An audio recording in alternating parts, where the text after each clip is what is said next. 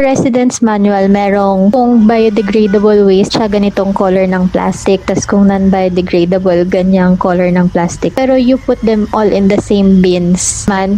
Segregate nila. So, ang tagal nung truck dun sa labas. Pero kasi ang problem, yung food waste nangangamoy siya dun sa mismong tambakan ng trash, dun sa dulo. On how our small household can contribute to dun sa baho and dun sa tambak nung waste dump. Mga sinks na nababarahan, ganyan. So, waste and improve segregation from our home. And I'd also like to teach my kids about composting, not even like full-blown composting, but, just the basic concepts of reduce, reuse, recycle, what's biodegradable, what's non-biodegradable, and also to challenge myself because of all the consumer guilt. And then why did I choose Bokashi? I think it came at the right place and at the right time. So when the time came that I was looking for for a solution, Bokashi Pinoy that looked sturdy, and then I asked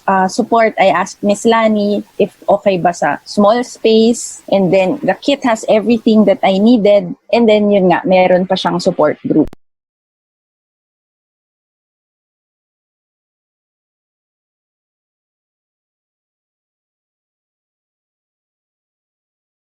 Start ko ba na mag-Bokashi this year lang po. Dati pinapauwi ko sa province ko sa Ilocos yung Bokashi, pero nung nag-MCQ na nasa condo na lang muna siya. Kaya buti po na meron yung collection event ngayon para ma-donate ko na yung Bokashi waste.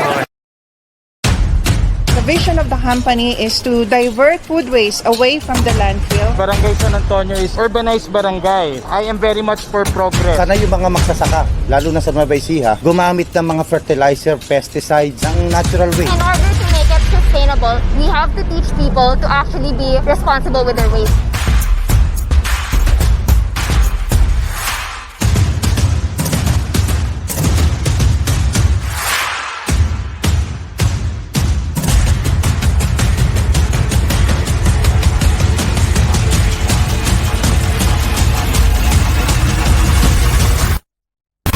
Promote urban garden, we could increase the greeneries. Hindi porket puro buildings, wala na tayong greeneries.